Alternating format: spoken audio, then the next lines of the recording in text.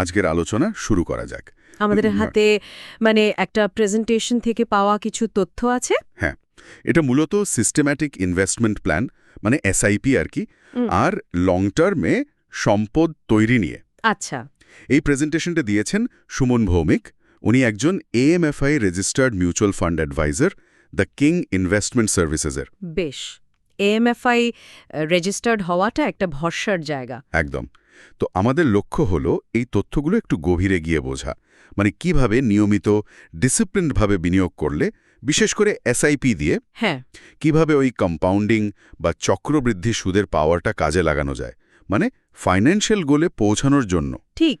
কিভাবে টাকা আপনার জন্য কাজ করতে পারে সেটাই আসলে খুলে দেখা যাক। অবশ্যই, বিশেষ করে চক্রবৃদ্ধি সুদের প্রভাবটা মানে যখন সময় দেওয়া হয় তখন তো এটা খুবই আকর্ষণীয় হতে পারে। ঠিক, প্রেজেন্টেশনে একটা দারুণ উদাহরণ আছে কিন্তু।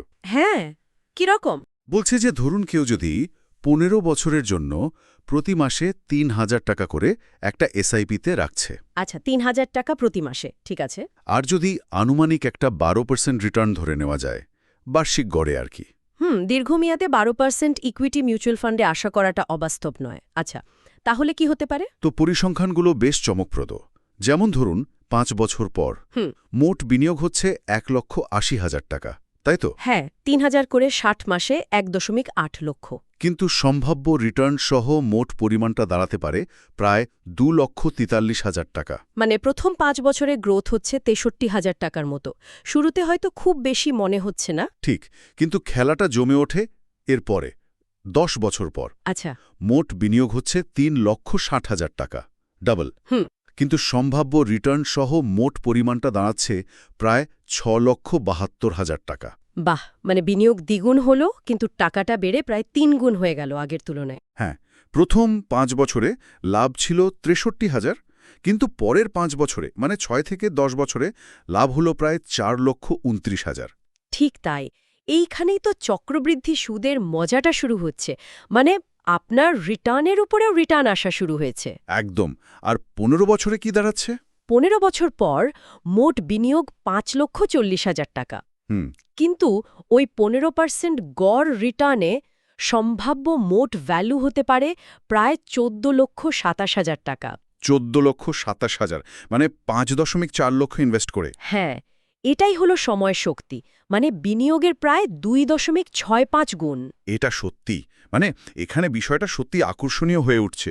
মূল বিনিয়োগ 5.4 লক্ষ আর 14.27 লক্ষ হলো মোট, মানে গ্রোথ প্রায় 8.87 লক্ষ টাকা। ঠিক, আর এখানে যা আকর্ষণীয় মানে সোর্স যেটার উপর জোর দিচ্ছে, হ্যাঁ, সেটা হলো এই যে প্রথম 6.72 লক্ষ টাকা, এটা জমতে সময় লাগলো পুরো 10 বছর। ঠিক। কিন্তু পরের প্রায় 7.55 লক্ষ টাকা, মানে ওই 6.72 থেকে 14.27 লক্ষ হতে হ্যাঁ, সময় লাগলো মাত্র 5 বছর, 10 থেকে 15 বছরের মধ্যে। অবিশ্বাস্য। মানে প্রথম 10 বছরে যা হলো তার চেয়ে বেশি টাকা জমা হলো পরের মাত্র 5 বছরে। একদম, এটাই চক্রবৃদ্ধি সুদের আসল জাদু আর কি। সময়ের সাথে সাথে আপনার রিটার্নের ওপরও রিটার্ন আসছে, আর সেটাই গ্রোথকে মানে বাড়িয়ে দিচ্ছে। এটাই তাহলে লং টার্ম ইনভেস্টিংয়ের মূল বিষয়টা। শুরুতে একটু স্লো লাগে। ঠিক তাই, সোর্সেও এটাই বলা হয়েছে। শুরুতে বৃদ্ধিটা হয়তো ধীর মনে হয়, আর এখানেই অনেকে মানে ধৈর্য হারিয়ে ফেলেন। কিন্তু যারা লেগে থাকেন তারাই দেখতে পান যে সময়ের সাথে সাথে গ্রোথের স্পিডটা কিভাবে বাড়ছে। আচ্ছা, যদি কেউ 15 বছরের পরেও চালিয়ে যান, ধরুন আরও 5 বছর, 20 বছর মোট, সোর্সে কিছু বলা আছে? হ্যাঁ, সেটারও উল্লেখ আছে। যদি আরও 5 বছর মানে মোট 20 বছর ধরে এই এসআইপি চলে, আচ্ছা, তাহলে অতিরিক্ত প্রায় 13,32,000 টাকা যোগ হতে পারে শুধু ওই 5 বছরে। কি বলছেন? 15 থেকে 20 এই 5 বছরে 13.32 লক্ষ অ্যাডিশনাল? হ্যাঁ, এটাই চক্রবৃদ্ধি সুদের পাওয়ার। মানে 20 বছর শেষে মোট বিনিয়োগ দাঁড়াচ্ছে 7.2 লক্ষ টাকা। ঠিক। হাজার টাকা ভাবুন একবার। 27 লক্ষের বেশি, 7.2 লক্ষ ইনভেস্ট করে শেষ 5 বছরে গ্রোথটা তো এমছন। হ্যাঁ, শেষ 5 বছরে যোগ হলো 13.32 লক্ষ, যা কিন্তু প্রথম 15 বছরে যা জমেছিল 14.27 লক্ষ, তার প্রায় কাছাকাছি। তার মানে সময় যত গড়াচ্ছে গ্রোথের লাভটাও তত বড় হচ্ছে। একদম। সোর্সে একটা সুন্দর উপমাও ব্যবহার করা হয়েছে এই বিষয়টার জন্য। কিরকম? একটা গাছের মতো। চারা গাছ যখন লাগানো হয় প্রথম দিকে বৃদ্ধিটা খুব ধীরে হয়। হ্যাঁ, বোঝা যায় না তেমন। হ্যাঁ, জল দেওয়া, সার দেওয়া চলতে থাকে, কিন্তু ফল বা বিশাল আকার তো সঙ্গে সঙ্গে দেখা যায় না। কিন্তু একটা সময়ের পর গাছটা যখন একটু বড় হয় তখন তার ডালপালা মেলার গতি অনেক বেড়ে যায়। আর শেষ পর্যন্ত একটা বিশাল গাছ হয়ে ওঠে। ঠিক, এসআইপিও অনেকটা সেরকমই। প্রথম দিকের ধৈর্যটাই আসল। তাহলে এই উদাহরণ থেকে মূল শিক্ষাটা কি? মানে যদি আমরা এটিকে বৃহত্তর চিত্রের সাথে সংযুক্ত করি। হ্যাঁ, সোর্স জোর দিচ্ছে যে বিনিয়োগের টাইমিং করার চেয়ে, মানে বাজারে কখন ঢুকবো বা বেরোবো, এই চেষ্টা করার চেয়ে ডিসিপ্লিন বা নিয়ম মেনে লেগে থাকাটা বেশি জরুরি। একদম ডিসিপ্লিনটাই আসল। দীর্ঘ সময় ধরে বিনিয়োগ চালিয়ে যাওয়া।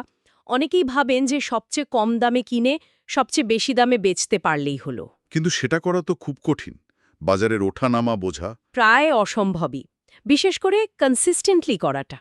আর এই টাইমিং করতে গিয়েই অনেকে ভুল করে বসেন। যেমন ধরুন, ভাবলেন বাজার আরও পড়বে তাই কিনলেন না, কিন্তু বাজার উঠে গেল। অথবা বাজার পড়ছে দেখে ভয় পেয়ে বিক্রি করে দিলেন আর তারপরেই মার্কেট ঘুরে গেল। হ্যাঁ, এটা হয়।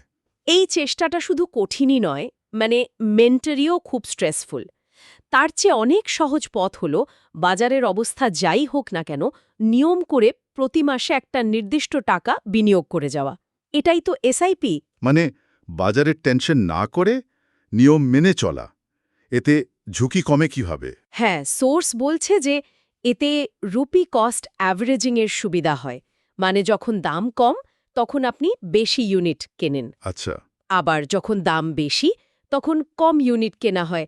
লং টার্মে আপনার প্রতি ইউনিটের গড় দামটা কমে আসার সম্ভাবনা থাকে। ও আচ্ছা, মানে বাজারের ওঠানামার ঝুঁকিটা একটু কমে আর কি। হ্যাঁ, কিছুটা অ্যাভারেজ হয়ে যায়। তাই টাইমিংয়ের চেয়ে ডিসিপ্লিনটা অনেক বেশি কাজের। কিন্তু প্রেজেন্টেশনে এটাও তো বলা হয়েছে যে এসআইপি কোনো ম্যাজিক নয়, মানে শর্টকাট নয়। একদমই তাই। আর এটা খুব পরিষ্কার করে বলা হয়েছে, এসআইপি কোনো রাতারাতি বড়লোক হওয়ার স্কিম নয়। ঠিক। এটা একটা ধীর সিস্টেম্যাটিক প্রসেস। সত্যি বলতে এটা একটু বোরিংও লাগতে পারে, কারণ রোজ রোজ নাটকীয় কিছু হয় না। ম্যারাথনের মতো আর কি। ঠিক, সোর্স এটাকে ম্যারাথনের সাথেই তুলনা করেছে। স্প্রিন্ট নয়, লম্বা দৌড়, ধীরে ধীরে স্থির গতিতে লক্ষ্যে পৌঁছানো। আর ম্যারাথনে তো ধৈর্য আর মানসিক জোরটা খুব দরকার। তার মানে ইনভেস্টরের ব্যবহারও খুব গুরুত্বপূর্ণ। অবশ্যই, ধৈর্য আর শৃঙ্খলা এই দুটোই সাকসেসের চাবিকাঠি। বাজারের ছোটখাটো পতনে ঘাবড়ে না যাওয়া। বাহ, খুব লোভে পড়ে ভুল সিদ্ধান্ত না নেওয়া। একদম, এই মানসিক স্থিরতাটা জরুরি। তাড়াহুড়ো করলে বা অধৈর্য হয়ে পড়লে এই লং টার্ম গেমের লাভটা পাওয়া মুশকিল। একটা প্ল্যান করে সেটাতে লেগে থাকতে হবে। আচ্ছা, এই প্ল্যান করা বা লেগে থাকার জন্য কি একজন বিশেষজ্ঞের সাহায্য নেওয়া ভালো? মানে মিউচুয়াল ফান্ড অ্যাডভাইজার, প্রেজেন্টেশনে কিছু বলা হয়েছে? হ্যাঁ, প্রেজেন্টেশনের একটা জরুরি অংশ এটা নিয়ে। কেন একজন মিউচুয়াল ফান্ড উপদেষ্টার প্রয়োজন হতে পারে, আর এখানেও একটা বেশ ভালো তুলনা ব্যবহার করা হয়েছে। কিরকম তুলনা? তুলনাটা হলো ডাক্তারের সাথে। ধরুন কারো জ্বর হয়েছে, সে যদি ডাক্তারের কাছে না গিয়ে গুগলে সার্চ করে নিজের লক্ষণের সাথে মিলিয়ে একটা ওষুধ কিনে খেয়ে নিল, হ্যাঁ, অনেকেই করেন হয়তো। তাতে হয়তো সাময়িক আরাম পেল, কিন্তু সে কি জানে যে ওই ওষুধটা তার জন্য ঠিক ছিল কিনা, জ্বরের আসল কারণটা কি, বা অন্য কোনো সমস্যা আছে কিনা যার জন্য ওই ওষুধটা ক্ষতিকর হতে পারে? না, সেটা তো জানার কথা নয়। ভুল ওষুধে ক্ষতিও হতে পারে। এটি একটি গুরুত্বপূর্ণ প্রশ্ন উত্থাপন করে। ফিনান্সিয়াল ডিসিশনের ক্ষেত্রেও ব্যাপারটা একই রকম।